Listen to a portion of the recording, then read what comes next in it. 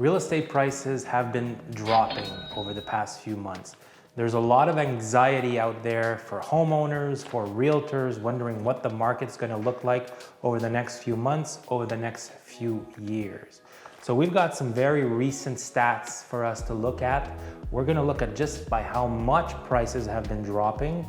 Also, we're going to look at why it's happening, and we're going to answer the question, when will it stop and when can we expect prices to come back up again? All right, so let's get right into it. Now, I've been seeing these types of stats from all over North America. There remains very few pockets of markets that are not experiencing price drops. But I've got stats from my local market, the Ottawa, Ontario market, but I've been seeing stats like this from all over North America. So a few months ago, we topped out our average sale price at $750,000. Now, consistently for the start of the year, we've been seeing prices go down. In April, dropped down to $715. In May, $689. Last month, June, we saw prices dip all the way to $650. Now, we could probably expect it to go a bit lower for July. What's it gonna do for August, September, October? Nobody knows, but it's currently trending downward. Now, why is this happening? Let's look at that. We're gonna go through a few terms here, very real estate 101, but for those of you that don't know these terms, let's fill you in. We are either in this type of a market or that type of a market. A lot of you will know these terms. We're either in a buyer's market or in a seller's market. Easy to remember that. Now, what happens in a seller's market? Yes, you got it. Prices go up. Now, what happens in a buyer's market? Prices go down. Now, there's a spectrum here. We are either in a seller's market or a buyer's market. How do we determine that? Well, if we have less than 5 months of inventory, we are in what you call a seller's market. And if we have 7 months of inventory or more, we are in a buyer's market. So with 5 months of inventory or less, prices will go down. Prices will go up because we are in a seller's market. 7 months of inventory or more, we are in a buyer's market and prices go down. So we are currently still in a seller's market, but we are trending rapidly toward a buyer's market here in Ottawa. Now, how do we determine the months of inventory? That's super easy. We take the total inventory on the market and we divide it by the number of sales in the past 30 days.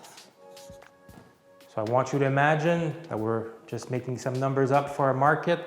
If we have 12,000 homes on the market and we have 1,000 sales in the past 30 days, that would put us in a very deep buyer's market with 12 months of inventory, because we're taking 12,000 homes that are currently available on the market and we're looking at the past sales for the past 30 days and we've only got 1,000. So 12,000 divided by 1,000 equals 12 months of inventory. And I've seen markets that were this far deep into buyer's market, and what happens is buyers have more options on the market. They're looking at one property and then they're seeing another one that has the same features but a different price, and then they see another one that's priced a bit differently on the market and they have options. And now they can start to negotiate with sellers, and that's why prices go down. Versus the last 2 years, we had very little inventory and a lot of sales, putting us in a strong seller's market. So if you wanted to buy a house, you didn't have that many options. It was like either take this property and compete like your life depends on it, offer $100,000, $150,000 over asking to try to get it. And that's why prices were raising rising the way they were over the past few years. Okay, so that's why markets go up and down. Now, when will it stop? That is the question that everybody wants an answer to. When will it stop? Well, we've been seeing prices drop consistently over the past few months. I don't know what is going to happen for the next few months ahead of us, or maybe the next few years. We could continue to see prices drop. It could level off. It could be very short-lived and go back up. But there's a built-in safety net in the real estate market, and that safety net is capitalism, right? People want to buy properties to have a good investment. And if investors see that they could buy a $400,000 townhouse and rent it out for $2,000 a month, and it's going to allow them to pay off their mortgage, their taxes, their insurance, and have a positive cash flow situation, that is pretty much the point where the market will stop to go down. We'll see it bottom out essentially, because if real estate prices become so attractive that it makes too much sense for investors, to not buy, they will want to buy, then that's the point where real estate prices stop going down. When real estate investors see the plus side of buying again, that's when we're going to start to see prices go back up again. All right, now, I don't know, right? That's the thing here. You got to look at the market. It's continuously evolving, and we got to keep in mind that it needs to make sense for people to buy at the prices that are being offered in order for the market to stop bottoming out. Now, there's a lot of people out there that are nervous about the next few years. If you're a real estate agent and you want to make sure that you have a strong business model for the next few years, I'm offering a free webinar for you. It's called realtorgoalsetting.com. Join us for this free webinar. I'm guaranteed that you'll enjoy it.